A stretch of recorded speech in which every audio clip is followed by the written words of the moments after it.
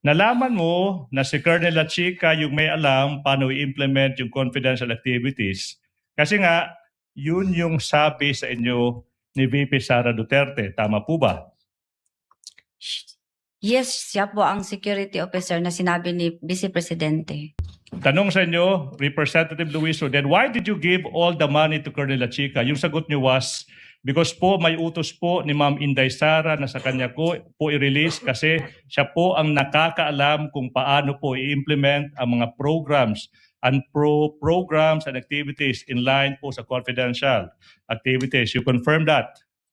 Yes, Your Honor. Ipinabigay ni VP Sara yung pera kay Lachica kasi siya yung may alam paano i-implement yung confidential activities. Okay, now, yung tanong is, si Colonel Lachica din, yung nag-implement ng lahat ng confidential activities, this time, ma'am, para sa taong 2023. Tama po ba? Tama po, Your Tama Honor. po. Madam Witness, hindi po ba na base sa paragraph 3.27 ng Joint Circular 2015, please flash that one. Yun yung trabaho ng isang security officer. Refers to a personnel who by reason of his duty or employment has been officially designated to have access to security information. Tanong, andyan ba dyan nakasulat na po pwedeng yung isang security officer yung mag-i-implement ng confidential activities tsaka yung mag-disburse ng confidential funds ng isang ahensya like the Office of the Vice President? Same objection, Your Honor. Argumentative and calls for a conclusion. If she knows, counsel, because she answered that she based her actions on based on JC 2015-1. Ma'am Gina, pakisagot po yung tanong. Bahagi po ba ng trabaho ng security officer ayon sa joint circular ang tumanggap ng confidential at mag-implement ng confidential funds? Siya po ang may alam, siya po ang eksperto, Your Honor, sa pagpatupad po ng confidential operation and activities, Your Honor, kasi siya po ang may access when it comes to national security, Your Honor. Ayon po kanino, ma'am? Ayon sa joint circular, ayon sa interpretasyon nyo, o ayon sa utos sa inyo? Ayon po sa joint circular, Your Honor. Saan po sa joint circular? Alam niyo po? At saka ayon po sa utos ng head of agency kasi meron po siyang security officer na order, Your Honor. Counsel, your witness. Of course, iisa-isahin natin yan. Sinabi mo na sa joint circular, yung basihan, na po pwede yung security officer, okay, mag-disburse ng confidential funds. Ma'am, I will give you all the time you will need. Basahin. 2015 circular. Saan dyan? Saan dyan makikita? Yung sinasabi mong po pwedeng security officer yung maggasta, disburse ng confidential funds. Your Honor, based po sa aking nalalaman sa GC, ako po ang special disbursing officer. Ang gawain ko po, Your Honor, is to disburse. Pero ang pag-implement po ng mga confidential operation activities in related to confidential funds, yan po ay saklaw po sa trabaho po ng isang security officer kasi wala po akong alam. Hindi ako eksperto, Your Honor, sa pagpatupad ng various confidential activities or operations on the grounds, Your Honor. Okay, I will tailor, I'll make this narrower. Yung pagdi-disperse, yung pagbabayad, paggagamit ng confidential funds, based sa circular, trabaho ba yan ng isang security officer? Ask and answer, Your Honor. If wala pa, Overruled. Witness will please answer. Ano po yan? trabaho po ba ng isang ng isang security officer yung paggamit ng confidential funds, pag-disperse ng confidential funds? Trabaho po ba yan based sa circular? Basta ang trabaho ko, Your Honor, ako po ang disbursing officer, Your Honor. Ang pagpa-implement po ng various confidential activities in relation po sa confidential fund, Your Honor, ay saklaw po sa trabaho ng security officer, Your Honor. Kasi Ma'am Gina. confidential po yun, Your Honor. Ma'am Gina, ang tanong po, trabaho ba ng security officer gastusin, i-release, ilabas yung confidential fund na dinisburse po ninyo? Kung Ano? oo po, saan sa joint circular nakalagay yun? Ano yun, sir? Trabaho po ba ng security officer gastusin yung nirelease yung confidential fund? Iba po yung implement. Siyempre, siya yung magagawa ng surveillance. Siyempre, siya po yung kukuha ng mga operative na sa intelligence. Pero yung paggastos po, trabaho po ba ng security officer gastusin yung dinisburse ninyong confidential fund?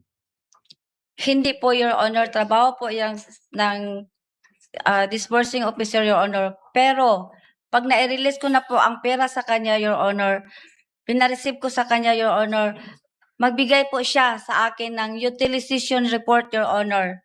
Yun po ang signed or evidence, Your Honor, na nagawa, na-implement na po niya, Your Honor, ang mga various confidential activities or operations, Your Honor, sa ground kasi siya po ang expert, Your Honor. So sa pananaw po ninyo, ang ginamit niyo pong salita, release.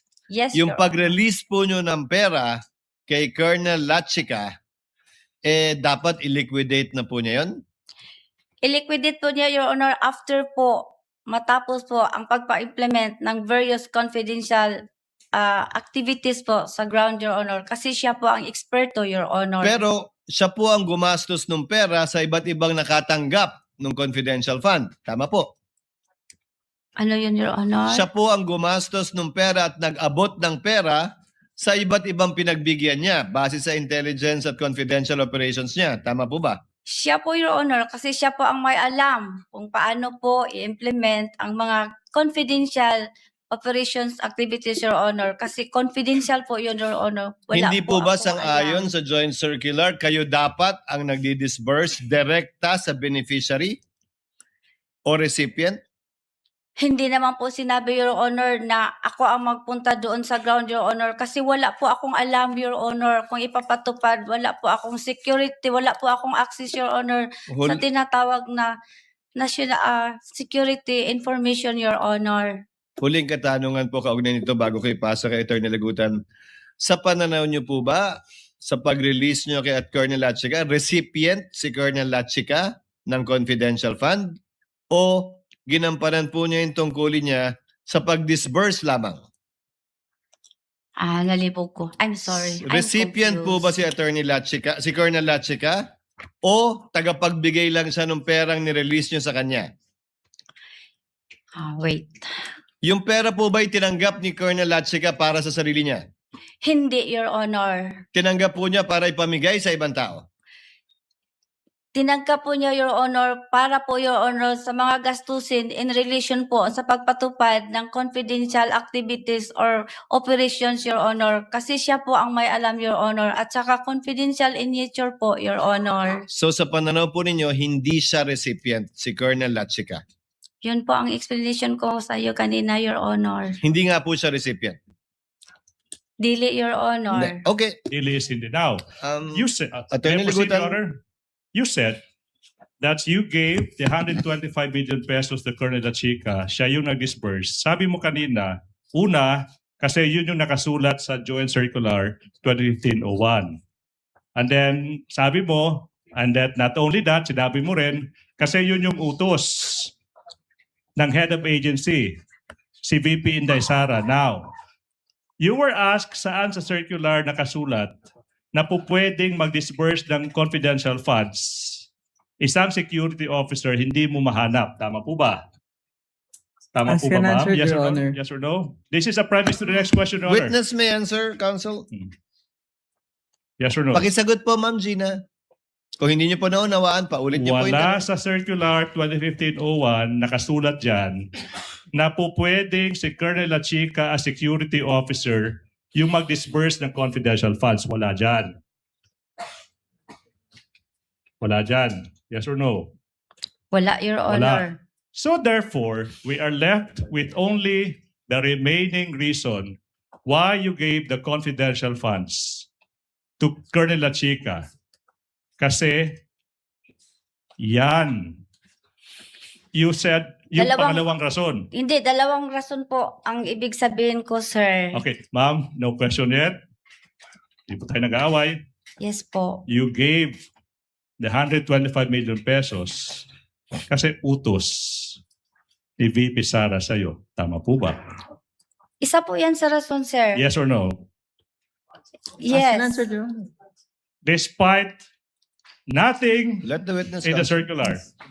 Yes or no? Argumentative and ask and I answer, will Your answer this Honor. question. Please answer the question, Madam Witness. It's quite easy to answer. Unsa to, sir? Despite Ano not po? being in the circular na po pwedeng sila Chica yung mag-disburse ng confidential funds, binigay mo pa rin sa kanya. Tama po ba? Dili na ko ihatag, Your Honor, kung wala siya gi-appoint nga security officer, Your Honor. Or That's is her it- interpretation, counsel. Yes. That's her interpretation and reason why she gave it to Colonel Achika. Or is it because you cannot dare question the Vice President's instruction? Objection, Your Honor. There is Argumentative. more than I willing to would answer that. sustain it because it was asked and answered already. She gave two reasons, counsel. Number one, that Colonel Achika is the one who knows how to implement it. Tama po. And number two, dahil inutos sa kanya ng Vice President bilang head of agency. Tama po, Ma'am Gina? Tama po, Your Yun Honor. po yung dalawang rason ba't niyo binigay kay Colonel Achika. Yes, Your Honor. Okay.